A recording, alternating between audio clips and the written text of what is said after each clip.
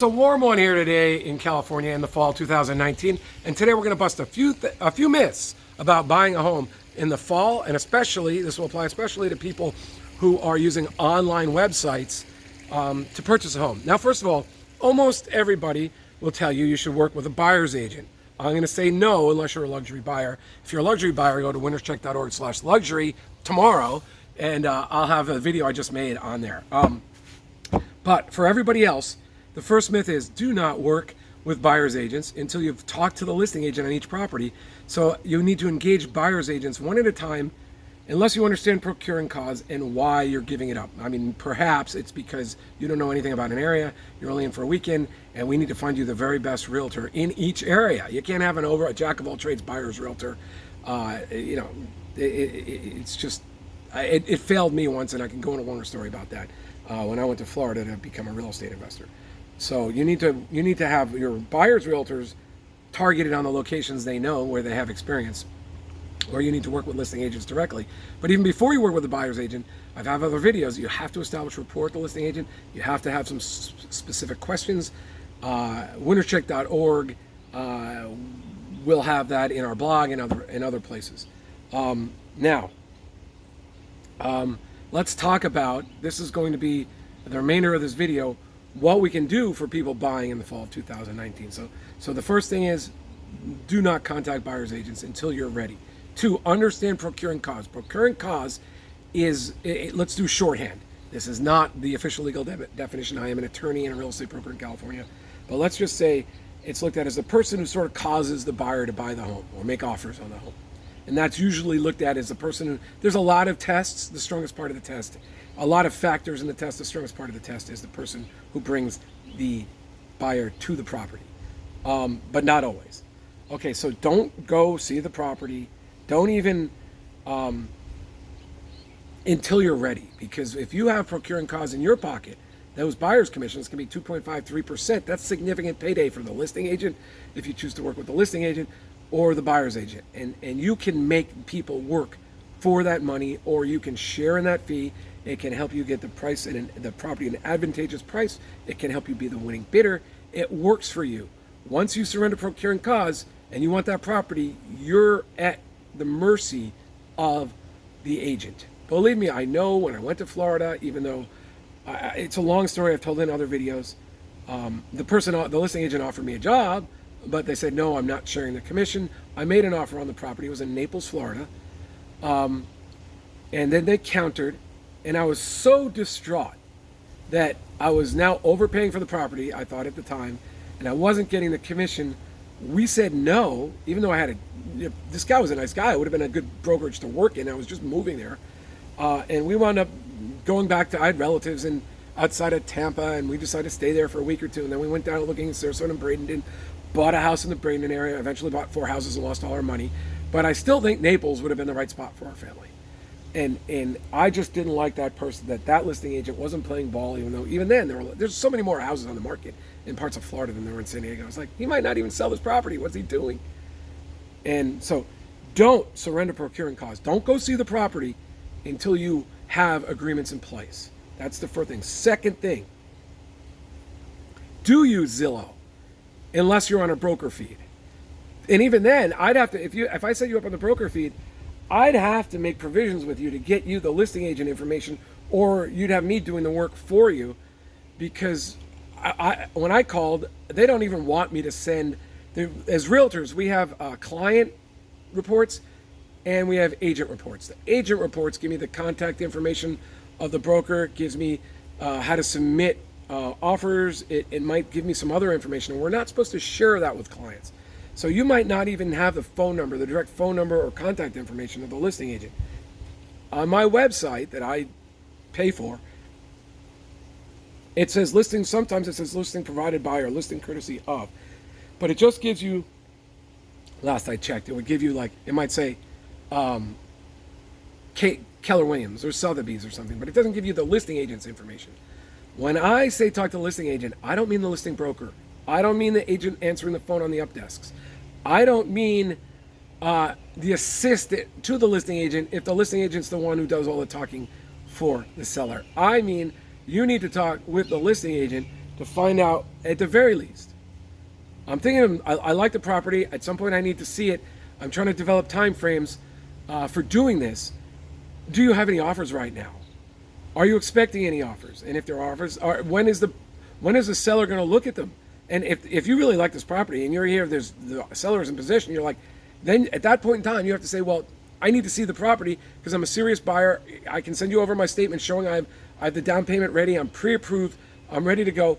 Please, if I have to, I can send you over an offer right now just so they can take a look at it, and then I'll see the property. And you have to be ready to do that if you like the home. You don't want to lose the home out just because there's a couple there. So you need to have that already. Now, if you're not already working with agents, as I'm telling you not to, you do need to work with somebody who's going to have a form set up for you so you can get that over to lock that property in place, get the showings, and have the time to confirm your offer. Now, some agents might say, hey, look, I have a deal with the sellers. We don't consider offers unless you've seen the property. And you're like, that's okay, but I want you to provide, I'm sending this offer over to you. I want you to provide it to the seller, and I have a little note on the front of it. I mean, that's one contingent. There's a whole bunch of things when you're working with someone experienced. As a broker, I've sold over 200 homes. I've referred out properties all over the country, dozens and dozens more, and I've helped lots of people as clients, as a lawyer. There's just lots of things you can do to optimize the process so you get the home that you want instead of settling. The other thing is, okay, so that's work with the listing agent before you surrender procuring cause, and then you can decide, are you going to give away procuring cause in exchange for half the real estate fees or 3/4 of the real estate fees, occasionally all of them if you're buying a property that, like in this case, it might be a luxury property that, where they have 4 or 5 month wait times at least, and someone wants to sell now. So you develop your plan based on your goals and what's available, and that's why we, if you're working with me, we have phone calls. Things change. You stay on top of it. We have basic questions. We help establish rapport with the listing agents, and we help you make great decisions. And then finally, I've bought the vast majority of the properties I buy in the fall. Because what happens in the spring is a lot of the buyers are out and they all like the same properties in their price range, and those properties get multiple offers and they get jacked up. Then the rest of the spring and the summer, the least, sometimes new properties just come on the market. But what happens is a lot of the leftover properties trying to get that previous price, and they sit around till they come down in price. But still, it's a very competitive environment. The fall, there's sometimes very good selection, and if there is, that's the time to buy. When you have a home you like, you have an opportunity to buy it in the fall. In the spring, you have to use all our best methods, such as contacting listing agents, surrendering procuring cause, developing the rapport, being the perfect buyer. It's harder because you're competing with more people. So if you see a property you like in the fall, that's the time to do it. The listing agent, we're talking generalities, because there's a lot fewer buyers, there's more time to negotiate. You can do things. The information flows better. You can make better decisions, and you can get the home that you really want. Because sometimes people get transferred. Sometimes people move. Sometimes people's finances changes. Sometimes people realize I should have sold last spring because now all my kids are out of the house and now it's time to downsize. I mean, people come across these decisions. Sometimes great properties are available in the fall, and that's the time to strike. So if you see a property you like, the fall is the time to strike. Now, if you don't want to move in during the holidays, then you just reassure the buyer by maybe putting down a bigger down payment or establishing rapport with the seller, showing them you've got the money, you have every intention doing it. You just don't want to move in during Thanksgiving, or you don't want to move in until after Christmas. And that can be negotiated. That's the beauty of buying in the fall. So essentially, we have, we're blowing up 3 myths today. 1, the fall is a great time to buy if the house you like is there. 2, contrary to almost all the information in the net, don't talk to buyer's agents until you understand procuring cause and you're ready to surrender it because you're getting something in return and you're still going to be able to buy the home. And 3, that was mixed in there. Talk to the listing agent. You can pre-negotiate a price with the listing agent. Wow. Well, you've watched the video. I can't believe I know there was a synergy between my first and second point, and it was work with the listing. Use Zillow to establish who the listing agent is, but Zillow doesn't have all the data, all the homes. So you do have to go to a site like realtor.com, maybe Redfin, maybe an agent site in the area, but don't talk to them. Don't set up showings with anybody until you understand procuring cause and you're ready to surrender it. So you're probably seeing this at winnerscheck.com and winnerscheck.org. On those sites, there should be some things to click where you can learn more or set up a strategy session with me. If you set up a strategy session with me, I will help you establish your strategy based on these things and many others that come together, because I've been a real estate broker since 2004, and I've helped hundreds of people buy and sell homes. I've also referred them out. I've also, sometimes people want to buy from the listing agent directly, and they've hired me as a lawyer to review all their contracts, and vice versa. I've worked with sellers too, as a lawyer. So there's just things that come about from experience. And if you're a luxury buyer, there'll be information there. So basically I'm saying either click around, get some more information on the website at winnerscheck.org, or set up that, if you just want to get to it and you're ready to go, or you're ready to get in position to be ready to go, set up a strategy session with me. Click on it. It'll bring you to probably a calendar, but who knows, maybe when you're looking at this, the software will have changed. But Calendly will give you a chance to set up a time.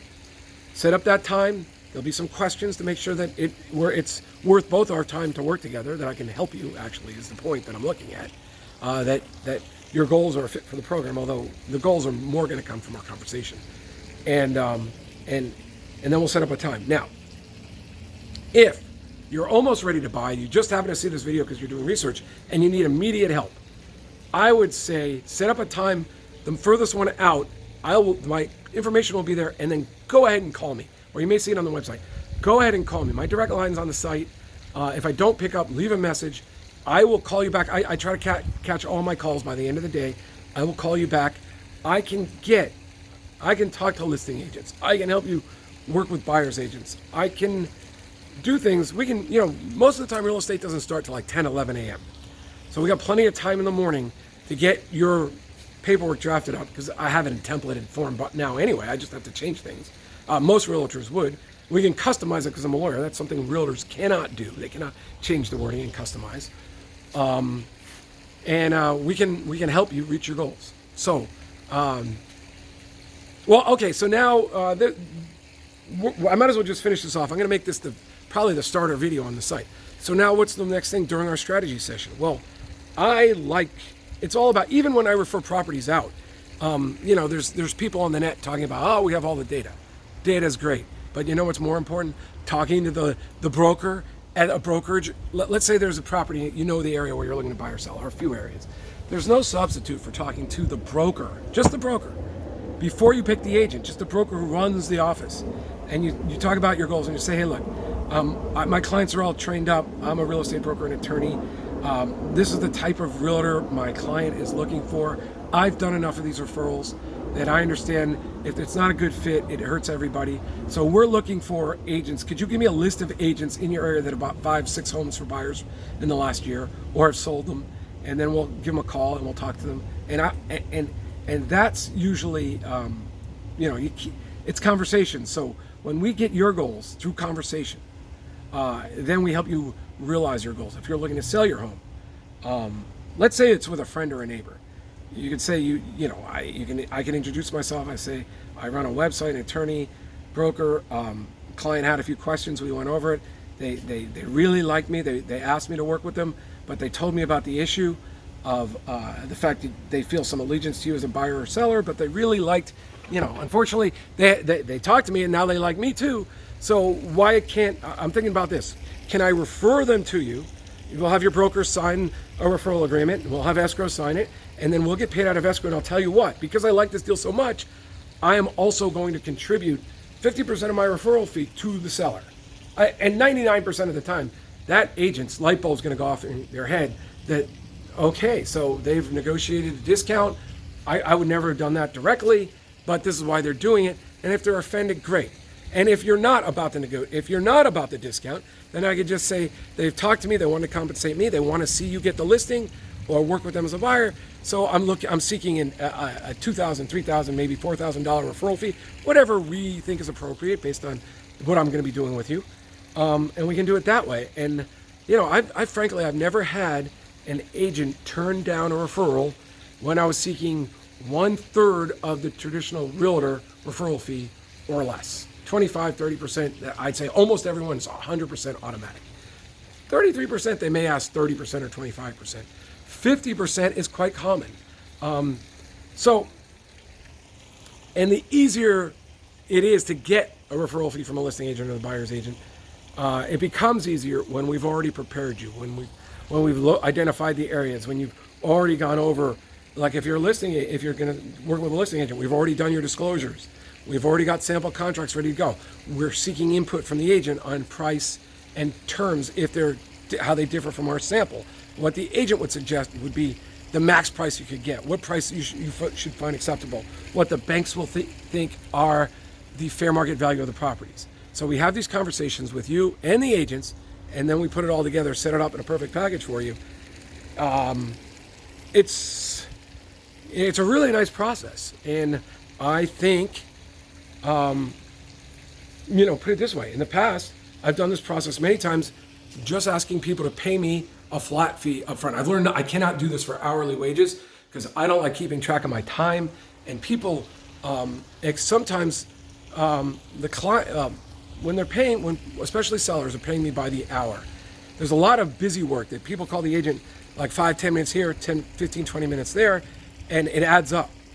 And the seller's like, I can't pay you by the hour, what I was charging, $3.75 an hour frequently, and do all this stuff, so they want to do some of it themselves because the point was they were trying to save money, and therefore it just has to be a flat fee. So I will review contracts by hourly work, but I will not do real estate transaction related work for most buyers or sellers. We have to come to a flat fee or a percentage of a referral fee, just because the transaction falls apart when the let's say escrow and title and the buyer's lender want quick responses and then aren't getting them. They start doubting the motivations of the buyer or seller when really they don't appreciate the fact it's just the buyer or seller trying to save money by not having me respond. So to represent people well, if I'm going to be the interface, I can't charge hourly. If you're going to be the interface and I'm a silent person, then we can also work out an hourly thing. But if I'm going to be interacting with the other agent, title, escrow, particularly buyer's lenders is when it comes up the most, then we need to work out a referral percentage or a flat fee. That's just from experience of my business. So that's what we talk about. First, we find out your goals. We see if your goals can fit in with one of the programs I have done, or we could customize. And then we talk about, you tell me your expectations, I'll tell you what my expectations would be. How, for instance, some people don't even think about it, but if you're saying you really want a great home, but unfortunately, and you understand your budgets and everything, unfortunately your budget isn't going to make it, I'm going to tell you things like, well, let's find a great home at a good price in the area. And I'm going to say, you'd be surprised what a great value solar homes are. I have solar on my roof, it's up in front. And that saves us $400 or $500 a month in electricity, which is like $100,000 on a mortgage. So that's about 10% of the value of many homes, maybe more. So if you're going to save $400 or $500 a month in electricity because you're getting a solar panel system free and clear, you're going to say, hey, I have a little bit more money. Like you can go tile most of a house, probably like at Home Depot. I know this because we're looking into it. You can get your kitchen, your family room, and some hallways and a bathroom redone with nice stuff, and it might be $200 a month, $250 a month. You're already saving $500, and now you can do that. You can make the home you like better. Maybe for some people who really understand their finances, they might be more comfortable going up to a $100,000 house, putting yourself in that new category, putting yourself in the home with the view. So you can do that with solar homes. And solar homes are very tricky. Agents, right now, there's not enough guidance. There's disclosure guidance, everything else. I have a solar home course. I've had agents call me. Sometimes they make mistakes. We help them work out of it. Solar, the details of it are complicated. The point of it is, if you're buying, you get the benefits of being environmentally sound. You get the benefits. It's really cool. Like right now, it's warm out today. A lot of sun. Air conditioner's not on.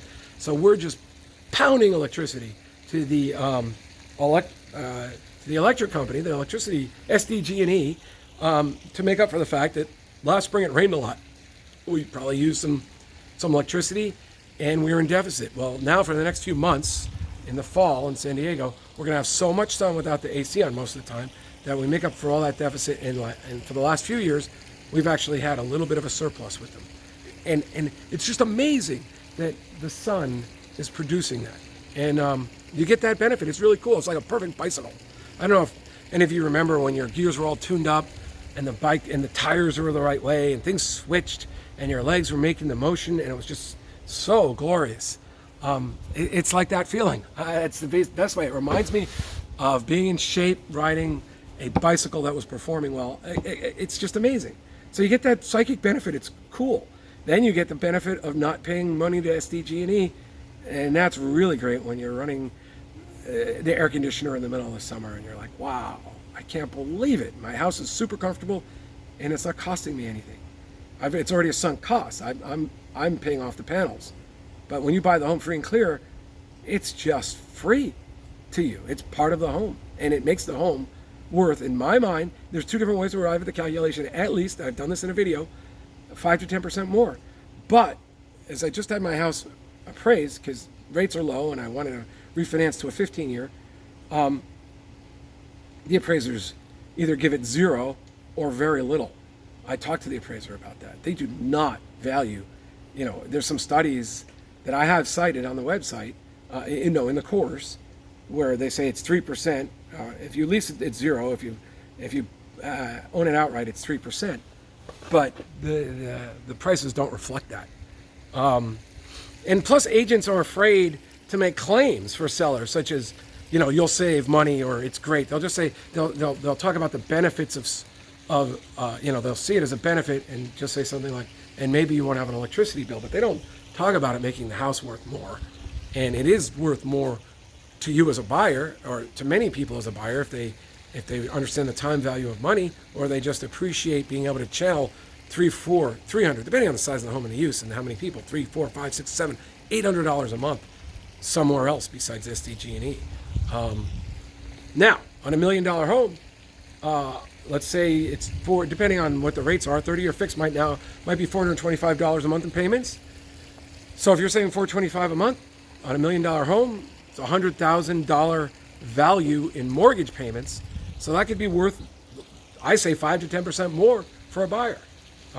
So that's it. All of this comes up when you choose to either sign up for those courses or just set up a strategy session with me. You'll get that value here at winnerscheck.org right now, because I'm fixing up .com or winnerscheck.com in the future, or really wherever you're seeing this. But thank you. I appreciate you listening. I look forward to working with you. John McConnin, winnerscheck.com, winnerscheck.org.